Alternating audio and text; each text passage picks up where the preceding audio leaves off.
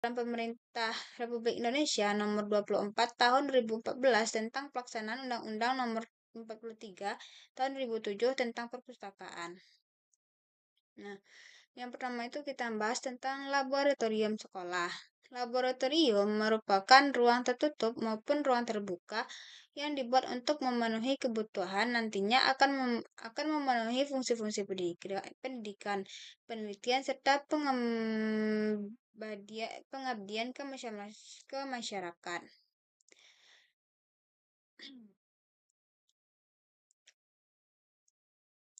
Yang kedua itu tujuan dalam melakukan administrasi laboratorium. Yang pertama itu kita harus menyiapkan perlengkapan agar mengetahui dengan mudah, yaitu jenis bahan atau perlengkapan yang dimiliki, jumlah masing-masing alat dan bahan, jumlah pembelian perlengkapan, jumlah yang hilang atau habis.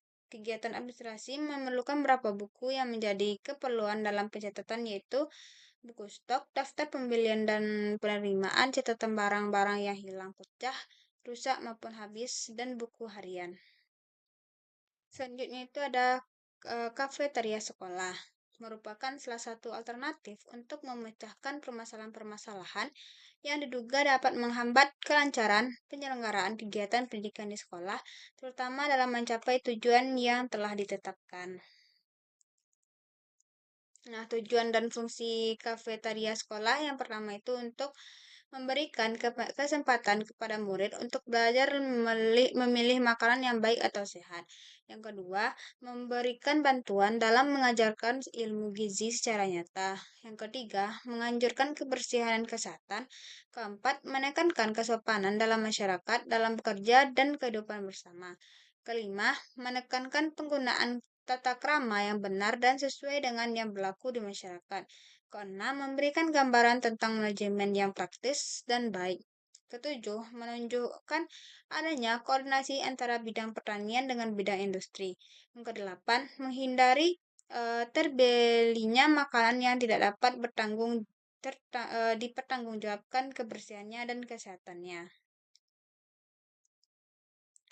Nah, prinsip-prinsip dari kriteria sekolah ini yang pertama tuh kriteria sekolah hendaknya harus tidak dipandang sebagai suatu ciptaan keuntungan di sekolah. Yang kedua, program kriteria sekolah harus dipandang sebagai bagian integral dari program sekolah secara keseluruhan. Yang ketiga, harga makanan dan minuman harus dapat dijangkau oleh daya beli siswa. Yang keempat, penyajian dan pelayanan makanan harus memadai dan cepat. Kelima, gedung dan ruang kafetaria harus strategis karena akan sangat mempengaruhi keefektifan operasi dan koordinasi program-program kafetaria. Yang keenam, personel kafetaria harus bertanggung jawab dan atas makanan yang bergizi dan menarik serta menjamin selera pembeli. Ketujuh, memberikan uh, kebijaksanaan keuangan dapat mendorong berkembangnya program kafetaria karena dapat menarik pembeli.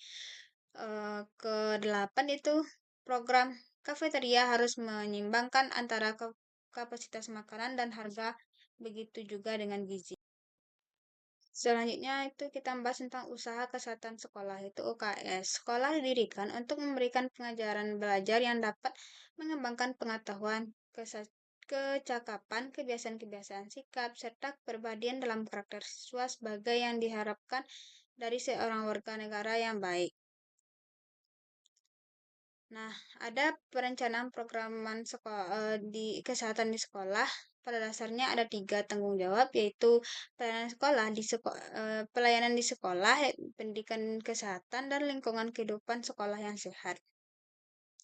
Tujuan dan fungsi layanan kesehatan di sekolah ini yaitu untuk mengikuti berkembang dan membentuk anak didik, yang kedua mengenali gangguan kelainan kesehatan sedini mungkin, pencegahan penyakit menular, pengobatan secepat-cepatnya, sedangkan sedangkan untuk fungsinya yaitu menafsirkan keadaan kesehatan siswa yang pegawai sekolah, menasihati siswa dan orang tua, memberikan semangat untuk menyembuhkan penyakit, dan membantu dalam pendidikan anak-anak.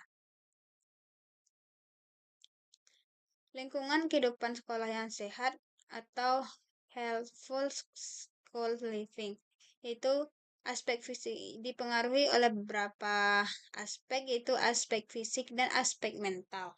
Aspek fisik ini yaitu meliputi aspek membangun sekolah, peralatan sekolah, perlengkapan dan lain-lain. Dan sedangkan aspek non fisik ini yaitu seperti mental yang meliputi aspek penghuni sekolah yang menyangkut hubungan murid, guru, penghuni yang lain, yaitu orang tua dan petugas-petugas kesehatan, usaha kesehatan sekolah. Selanjutnya itu ada asrama sekolah.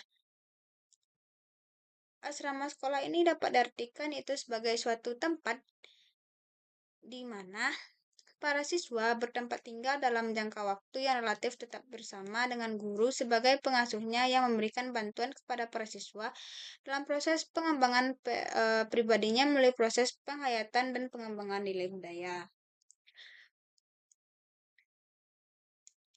Nah, fungsi fungsi dari asrama ini yaitu uh, untuk menyusun uh, kata untuk menyusun atau membentuk tata krama yang baik atau sikap sopan santun oleh guru di asrama. Tujuannya yaitu untuk memberikan bimbingan kepada siswa, membiasakan para siswa untuk mencintai belajar bersama-sama, membantu para siswa agar dapat menyelesaikan diri pada kehidupan sosial dan lingkungan sebaya, membantu siswa dalam proses pengembangan pribadinya, membantu memberikan tempat penginapan bagi para siswa yang rumahnya jauh dari sekolah. Nah, selanjutnya itu ada koperasi sekolah.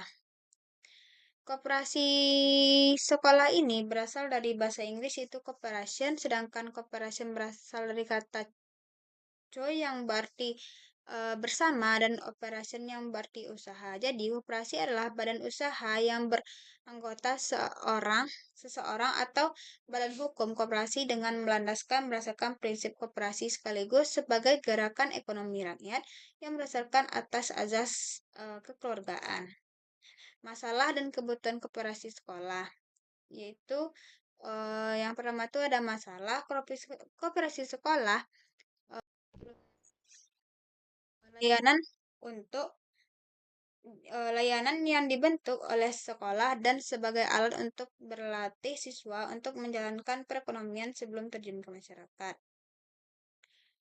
Kebutuhan koperasi sekolah itu seperti makan makanan, adanya fotokopi, serta data nama barang dan harga barang yang dibutuhkan dalam koperasi sekolah. Tujuan dari koperasi sekolah itu untuk memajukan kesejahteraan anggota pada khususnya dan masyarakat pada umumnya, serta ikut membangun tata perekonomian nasional dalam rangka mewujudkan masyarakat yang adil dan makmur. Tujuannya yaitu mendidik dan menanamkan kesadaran hidup bergotong royong, menumbuhkan rasa cinta kepada sekolah dan menanamkan sifat disiplin kepada kalangan siswa, memelihara hubungan baik dan kekeluargaan dengan siswa, meningkatkan kesejahteraan ekonomi para siswa. Selanjutnya itu ada layanan khusus transportasi sekolah, yang dimana transportasi merupakan fenomena terkait perpindahan, perjalanan, serta pergerakan orang dan barang. Transportasi sekolah ini sendiri memiliki tujuan yaitu mengadakan transportasi sekolah untuk mempermudah siswa-siswi dan guru dalam mengakses ke sekolah sendiri untuk pergi ke sekolah yang lain. Atau sebagai media antar jemput siswa pada suatu sekolah, mulai dari siswa berada di rumah sampai datang ke sekolah dan menuju rumah masing-masing setelah melaksanakan kegiatan sekolah. Baik, sekian yang bisa saya jelaskan. Saya sudahi dengan wassalamualaikum warahmatullahi wabarakatuh.